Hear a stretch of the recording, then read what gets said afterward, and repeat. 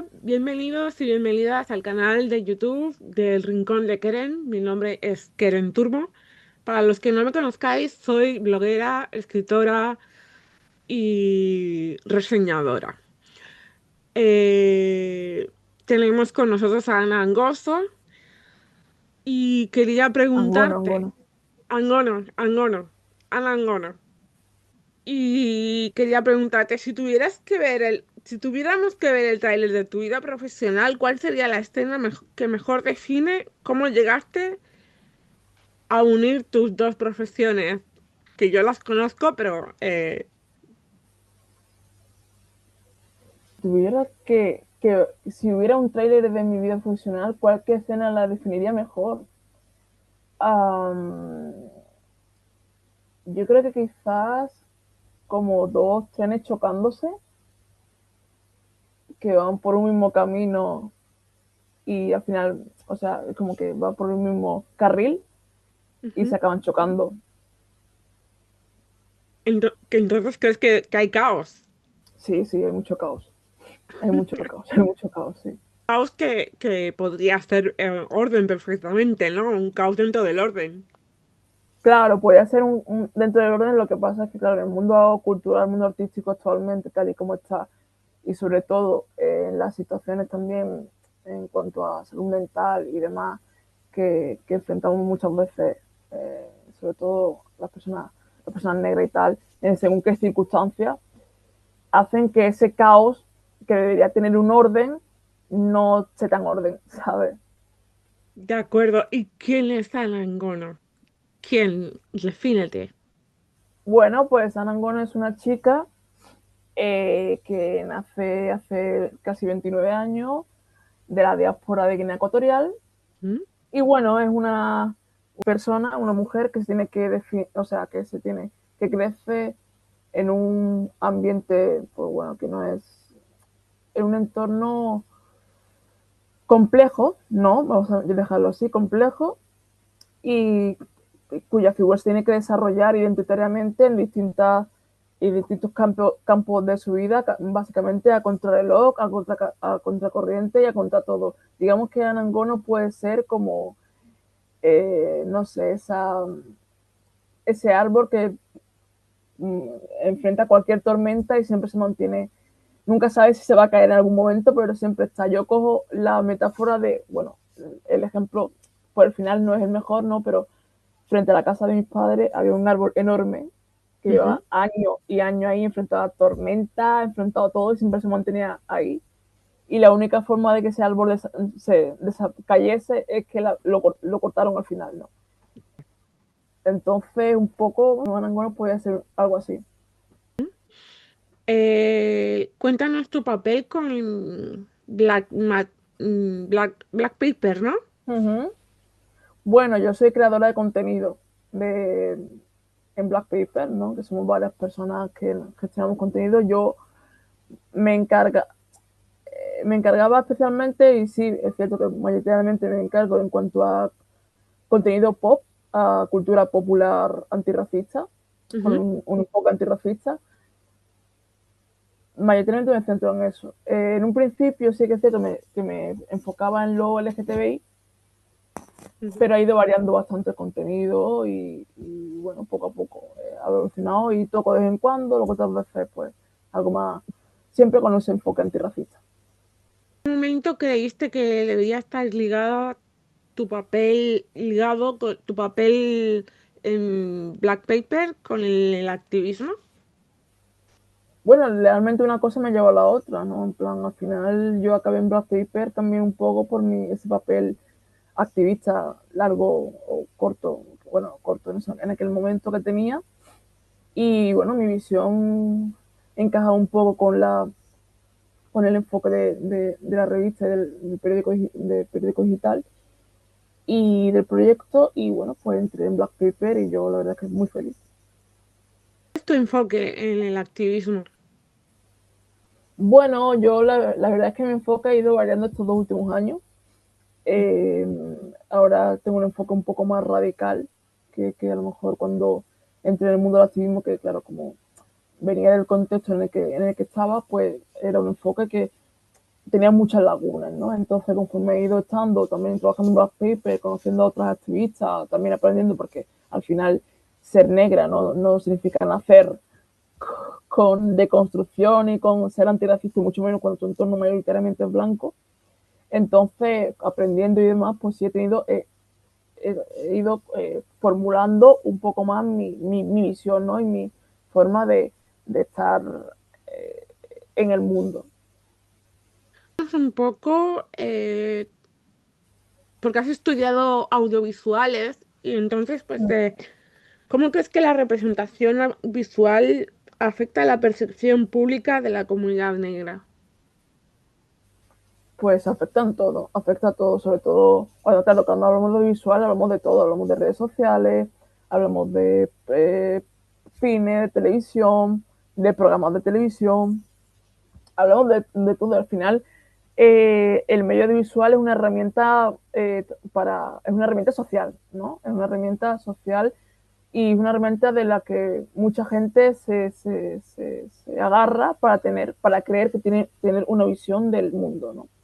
Esa visión del mundo. Entonces, en el momento en el que tú representas a una comunidad que ya de por sí históricamente, porque, bueno, pues en los libros de historia, en el imaginario público, tienen una imagen y un contexto y unos estereotipos muy concretos, depende de cómo representes en el audiovisual, esos estereotipos se siguen perpetuando o esos estereotipos se pueden cortar. Es el caso del tokenismo, ¿no? En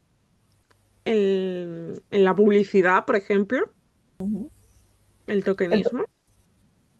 el tokenismo te refiere a que el uso de una persona negra X en el espacio como para aparentar representación, pero es una representación, bla, bla, bla.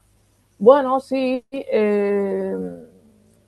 Lo que pasa es que, claro, depende, porque yo, por ejemplo, en lo audiovisual yo me enfoqué más en el cine. Ujú.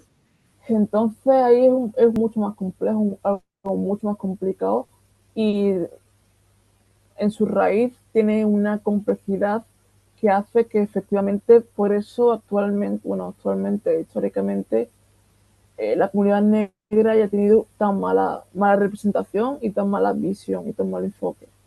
Ujú. ¿Qué historia sientes que el cine o la televisión aún se niega a contar? Pues una historia en la que se sienta el espectador blanco promedio se sienta incómodo y se haga preguntas, ¿no? Siento que, sobre todo en esta, ¿no? Que como temática, ¿no? Películas sobre racismo Ujú. y estas cosas que cuando hay personas que hablan de la película sí o sí de racismo. Y es un racismo bastante cómodo, sobre todo, me refiero más que nada al mainstream, es un racismo muy cómodo en la que el espectador no se siente Complicado, ¿no? implicado, no es apelado porque es un racismo que el espectador no es algo ajeno a mí, ¿no? Es algo individual, es algo que no tiene nada que ver conmigo. Entonces yo voy ahí, veo la película, me horrorizo, me pongo a llorar, ay, pobrecito, no sé qué, pero luego ya salgo y a otra cosa, ¿no? Entonces lo que falta es ese tipo de contenido que haga que coja al espectador de la solapa y le diga, tú también formas parte de esto, campeón o campeona o campeones. Ujú. La verdad es que sí. Sobre la técnica y la estética, la iluminación, el lenguaje visual, el equipo, ¿has notado que las pieles negras tienen algún tipo de, de impedimento o el lenguaje visual tiene decisiones de encuadre, de edición que pueden hacer que haya una pornomiseria Mm. o el ambiente detrás de las cámaras, como es? Sí, ¿no? Los elementos técnicos se han utilizado también para eh, acentuar, ¿no? Esos estereotipos, ¿no? Mm. Pues bueno, sí, depende, ¿no? Sobre todo, aunque aparentemente hay como ha cambiado una corriente, ¿no? Pero sobre todo se ve en el cine de terror, ¿no? Como básicamente por el origen del cine de terror, que el origen y la creación del cine de terror ya de por sí es racista, hay como ese enfoque también en el cine de terror de presentar el personaje negro como un personaje estúpido, inconsciente o de los primeros que mueren, ¿no? Porque no es inteligente. Y eso también se ve también en cómo se presenta a veces el personaje, eso en el caso, o en el caso, en el otro término que sea el personaje malo, ¿no? El personaje malvado, el personaje que hay que eliminar. Y sí, sí, sí, se usa, en el, dependiendo del contexto, se utiliza las técnicas para acentuar más ese mensaje, ¿no? De el personaje negro es un peligro. En el activismo, ¿hay algún proyecto que haya sido un desafío con el movimiento en el que estás? En el activismo, En el activismo. ¿Algún proyecto que haya sido un desafío con el movimiento con el que te mueves, en el que te mueves? pero a algún proyecto visual te refieres. ¿Algún proyecto visual es que pregunta? No entiendo la pregunta. Que el conflicto en el movimiento, pero ¿con qué? De activismo. Vale, que haya algún momento en el activismo que haya habido algún conflicto, ¿te refieres? O que haya sido un desafío. Vale. Bueno, yo creo que al final son muchas personas, ¿no? Y no todo el mundo pensamos igual, y no todo el mundo tenemos el mismo enfoque. Y bueno, sí, siempre puede haber algún momento de fricción, ¿no? Algún momento de malentendido incluso. Sí, sí, sí, yo he tenido bastantes desafíos, sí. El equilibrio que eliges entre artista y ser activista sin que uno ni otro apague al otro, ofusque al otro. Uh -huh. Pues fíjate, ese es el conflicto que estoy teniendo ahora, ¿no? De que llevo como 2 años en el que la activista se ha comido al artista. Y estoy ahí como intentando que abrirle la boca al artista, o sea, al activista, y sacando otra vez de nuevo al artista para que siga fluyendo, porque realmente, o sea, el activismo es algo como, sí, es una herramienta más, a mí lo que me mueve, a mí lo que me gusta y a lo que yo me quiero dedicar es el arte, ¿no? Y siento como que lo he ido aparcando porque, bueno, hay cosas más urgentes en ese momento en mi vida y sí, sí, me Tu pantalla se está quedando con... que se haya quedado en el tintero, pues. Mm, mm, mm, mm, mm, mm. Bueno, más que nada eso, que compaginar muchas veces ser activista en España es complejo, es difícil y parece como que tienes que acabar renunciando a una cosa u otra. Uh -huh. Pero Para, me gustaría saber una cosa. uh -huh. El activismo está tan de moda ahora mismo. ¿Crees que es ahora que, que se utiliza como una herramienta para visibilizarse y no como una herramienta para promover precisamente los valores que se tienen que inculcar pues, precisamente al que recibe la información? Uh Sí, o sea que es más una moda y no una vocación.